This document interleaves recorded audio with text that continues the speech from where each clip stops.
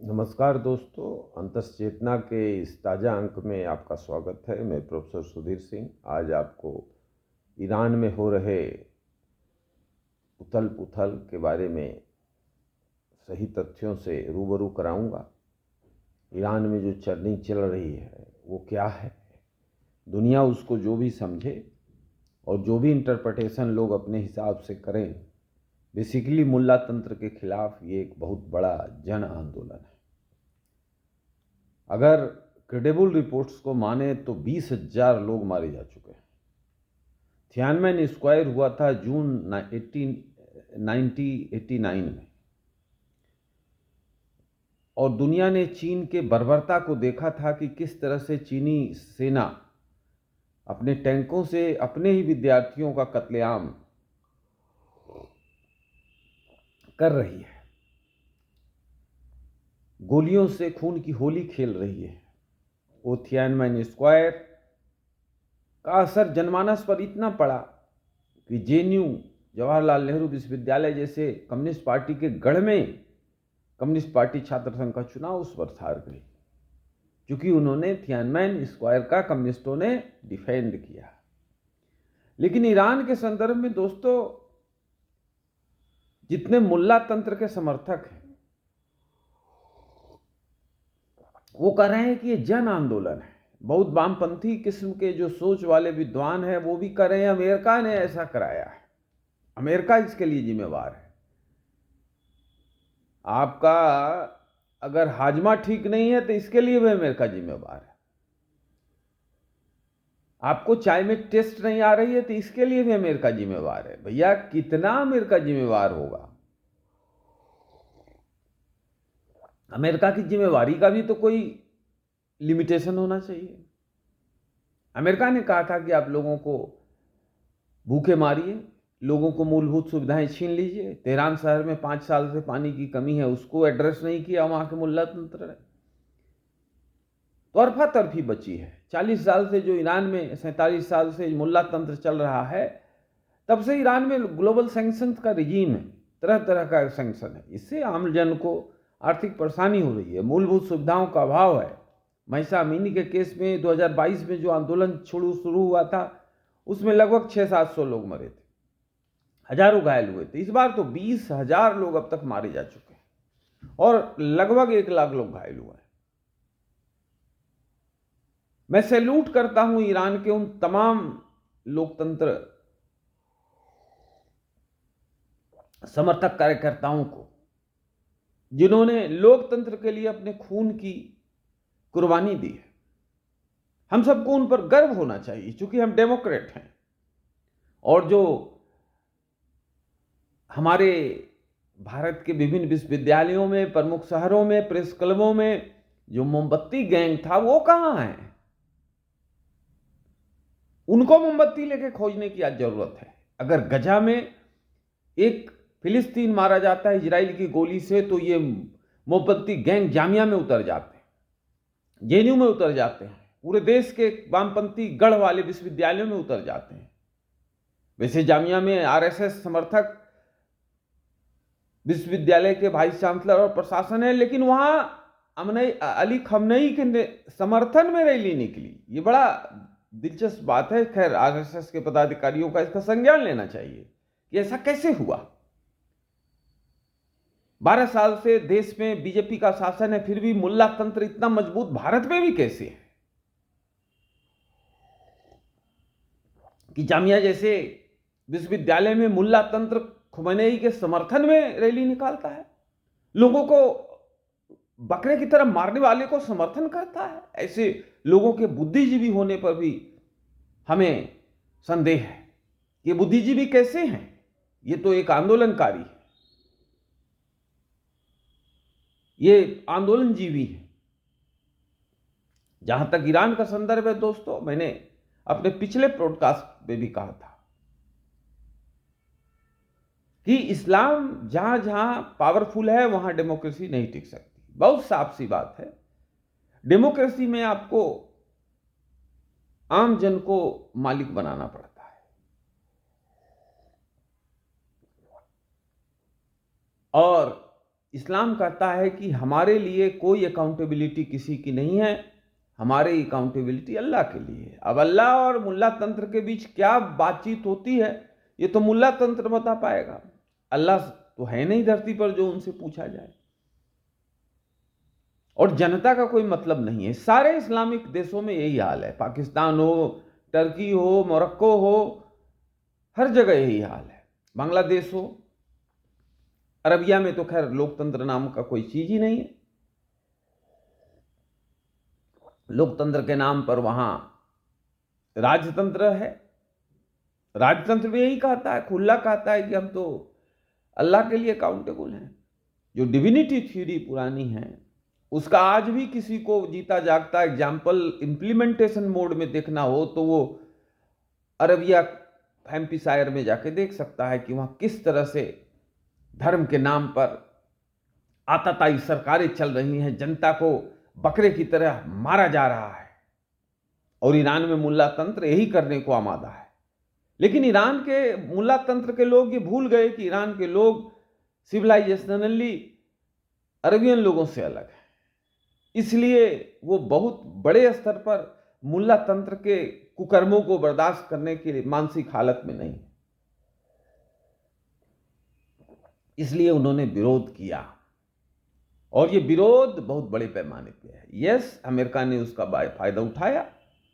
जब आप हमसे लड़ेंगे तो हम तो फायदा उठाएंगे, क्योंकि जनता जो है युद्ध कर रही है, अपने मुल्ला तंत्र के खिलाफ जनता सड़क पे है, तो अमेरिका क्यों नहीं करेगा? अमेरिका के लोगों को हितों को मुल्ला तंत्र से नुकसान है, मुल्ला तंत्र से उनको परेशानी है, तो चाहते हैं कि मुल्ला तंत्र से मुक्ति मिल जाए ईरान के लोगों को। रिजीम चेंज करने का अधिकार किसी को नहीं है। वेनेजुएला में जो हुआ, राष्ट्रपति निकोलस मादुरो को पकड़ के इलीट फोर्सेस, डेल्टा फोर्सेस ले आई अमेरिका की। न्यूयॉर्क शहर में वो आम जन की तरह घूम रहे हैं, इधर से उधर कोर्ट में उनको घुमाया जा रहा है जैसे दुर्दांत अपराधी हो। इन तमाम चीजों को देखते हुए अमेरिका की जो 2026 का वर्ष शुरू हुआ है उसमें दादागिरी दिख रही है, वैश्विक दादागिरी दिख रही है। एक अलग पक्ष है, इस पर भी ये अलग से कभी किसी सिंगल पॉडकास्ट को एट्रीब्यूट करूंगा। लेकिन आज ईरान, तो ईरान में कई एक, ईरान के संदर्भ में कई एक चीजें दृष्टिगोचर हो रही हैं, क्लियर हो रही हैं, पर्दा हट रहा है। सबसे पहली बात कि इस्लाम कोई एक प्रोमिनेंट ग्लू नहीं है कि सारे इस्लामिक देशों को जोड़े। अब पाकिस्तान का भी एग्जाम्पल ले लीजिए, इस्लाम के नाम पर जो दुकान चलती है आजकल, ट्रंप और शरीफ के बीच, शहबाज शरीफ जो प्रधानमंत्री उनके बीच ज्यादा ही कुछ दोस्ती बढ़ रही है। अभी दावोस में दोनों मंच पर कान में बात करते हुए काफी देर पाए गए। अब पाकिस्तान के बारे में कहा जाता है कि Pakistan is being governed bye AAA, army, Allah and America. तो आर्मी और अल्लाह, अब गजा के बोर्ड ऑफ पीस में तो पाकिस्तान को शामिल कर लिया ट्रंप ने। $1 बिलियन यानी कि 9,000 करोड़ रुपया भी देना पड़ेगा वहां। उसके लिए फौज भी भेजनी पड़ सकती है। फौज गोली किस पर चलाएगी? फिलिस्तीनियों पर। कहां गया इस्लाम? कोई नहीं है, ना ही पाकिस्तान, ना ही दुनिया के कोई इस्लामिक देश इस्लाम के लिए उनको कोई कमिटमेंट है। वो जस्ट बाजा बंजो बजाने के लिए, इस्लाम का हारमोनिया बजाने के लिए वो इस्लाम का भरपूर दुरुपयोग करते हैं। अब आप पाकिस्तान का देखिए कि अगर, मुझे लगता नहीं है कि ट्रंप कोई सीधा हमला करेंगे, पैतरेबाजी से भी काम निकल जाए अगर, तो क्या जरूरत है हमला करने की। चीन के दार्शनिक सुनजू ने ऐसा कहा, कौटिल्य ने भी कहा कि war is the last resort of diplomacy. तो वॉर का हवा बना के ही अगर फायदा हो जाए तो वॉर लड़ने की क्या जरूरत है।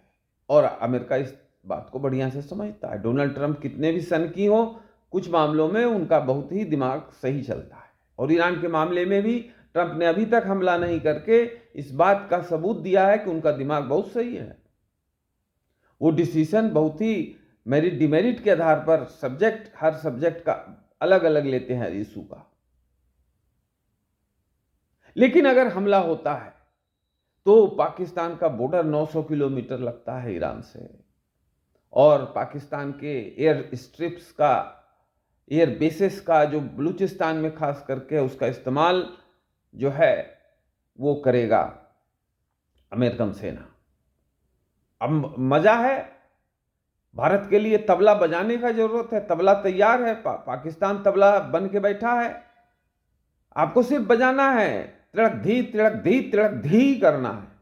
इसलिए ऐसा मैं कह रहा हूं कि ईरान भी हमला करेगा। ईरान ने कह दिया है मध्य पूर्व के देशों को कि जहां जहां अमेरिकन बेस है, अगर आप हमला होता है तो हम आप पर भी हमला करेंगे, क्योंकि आपके यहां से भी हवाई जहाज उड़ेगा और हमारे पे मिसाइल दागेगा, बम दागेगा, तो आप भी बेलिजरेंट पार्टी हो गए हमारे लिए इंटरनेशनल लॉ के संदर्भ में। तो बेलिजरेंट पार्टी जब हो गए, शत्रु पार्टी जब हो गए, तो आप पर हमला करना इंटरनेशनल लॉ के अनुसार सही बनता है। ऐसा ईरान ने तमाम सऊदी अरेबिया, यूएई, कतर वगैरह को बताया।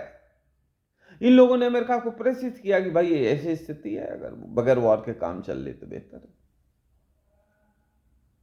लेकिन जब अगर वॉर होता है, और अगर होता है, तो अमेरिका निश्चित तौर पर बलूचिस्तान में स्थित एयर बेसिस का इस्तेमाल ईरान के खिलाफ करेगा, क्योंकि बलूचिस्तान के क्वेटा शहर से तेहरान की दूरी मात्र 1200 किलोमीटर है। अब समझ सकते हैं कि कितना आसान रहेगा अमेरिकन सेना को हमला बोलने। लेकिन चीन और पाकिस्तान जो ऑल वेदर फ्रंट का तमगा लेके घूम रहे हैं, CPEC बनाया $65 बिलियन का, चीन की आंख खोल देगी ये घटना। अगर अमेरिकन सेना ईरान के खिलाफ हमले में पाकिस्तानी एयर बेसिस का इस्तेमाल करती है, तो चीन का यह जो इन्वेस्टमेंट है वो सब काफूर हो जाएगा। और ये बात जो कि बहुत से स्कॉलर दाब रहे थे कि अल्लाह आर्मी और अमेरिका का कंसेप्ट दब गया है, वो बात फिर से उभरेगी, तेजी से उभरेगी। वो एक बड़ी चीज है जो हमें समझना चाहिए, और वो भारत के हित में है। अगर पाकिस्तान और चीन के बीच ईरान के संदर्भ में अमेरिका के पाकिस्तानी एयर स्पेस का या एयर स्ट्रिप का यूज करने के संदर्भ में संघर्ष बढ़ता है, तो भारत के हित में है।